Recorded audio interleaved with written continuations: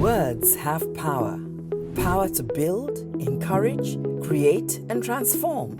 But words can also diminish, devalue, deceive, and destroy. It is said that we speak about 7,000 words a day. That's 7,000 opportunities to either tear ourselves apart or bring each other together. If every thought becomes a word and every word becomes an action, how are we fueled by our response to words?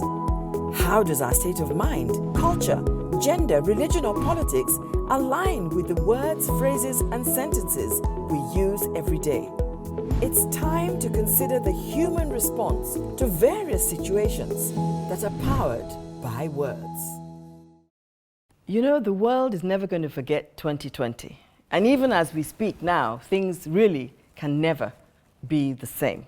I wonder, during the times when we were either locked down or locked up, depending on which way you look at it, I wonder if you thought, as I did, that really no man is an island. One tree does not make a forest. Did you think along those lines at all? Yes, it was a rude awakening, I think. Especially somebody like me who likes people and likes people around. And suddenly you're forced to be insular and be solo. And your access to even information seemed to be narrowed. Whereas you might go somewhere, sit down with somebody, have a conversation, and something comes up and it's like, puts a light on. That's right. It seemed that light was turned off. We need people, you know. The dimensions had changed. So whereas previously you could pick up the phone and call and know that, you know, I might see you next week, I might drop by, but no. But at this point... And the goalpost kept moving. We thought it was 1 month, then it became April, then it became June, then they opened the door for a little bit, and you know, a little breeze came in, and just before you got to the front gate to open it, they shut it again. Yes. Now, I said something about trees when we started our conversation, and it takes me to something that I've quite often heard, and it's simply this: if you don't plant a tree, you can never have a forest. If you don't plant a tree, you can never have a forest. Well, that's true. Why is it true? Well, historically, some 400-500 years ago, the British Navy was the strongest navy in the world, despite the fact they're a little tiny island. 2/3 of the world was covered by them. Their ships were made from oak. Okay. As far back as the Cutty Sark, were made from oak. And a lot of those ships, today, those that haven't sunk and been damaged, are still there for people to see. But the interesting thing about oak is a massive tree. It is. But it started with an acorn. A tiny seed.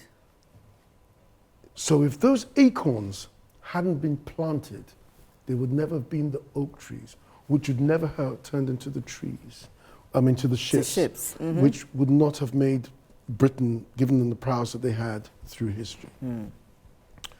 So if you don't plant a tree, you'll never have a forest. You must plant a seed. You must always sow a seed. Even if you don't know what you're going to do with the plant yet. We must always be thinking of how do we multiply it.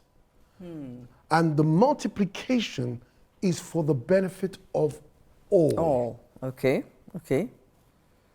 Now, is it enough for you to plant this seedling or plant this seed?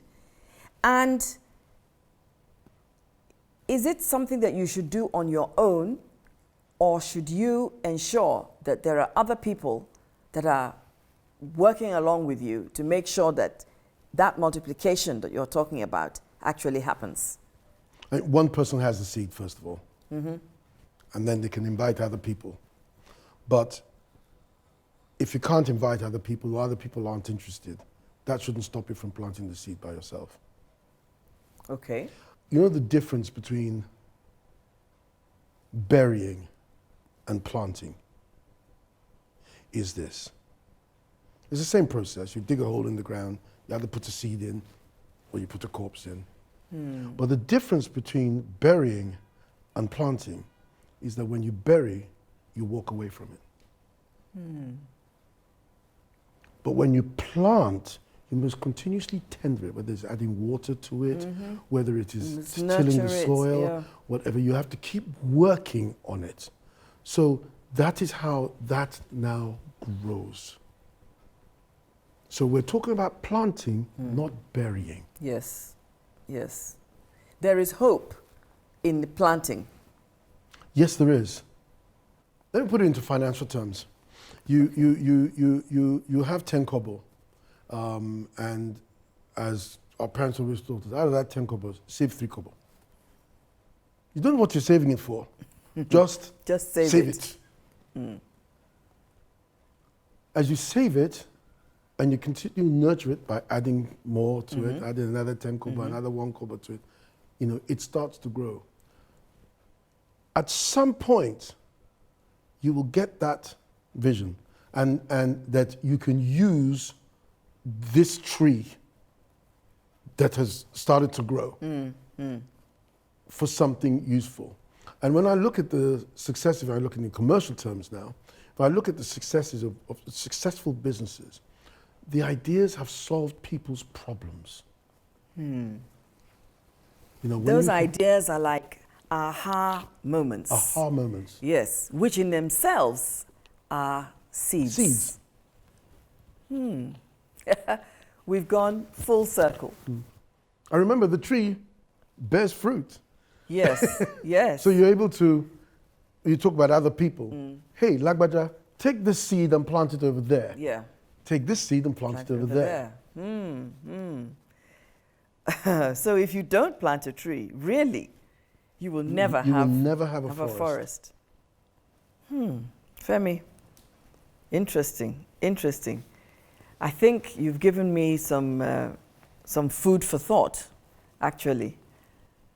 I've really never considered the difference between planting and burying. I mean, it's just not something that I've thought about, even though really it's quite evident, it's quite obvious, but I haven't thought about it. And I suspect quite a lot of people also have not thought about it. Thank you so much for spending time with me.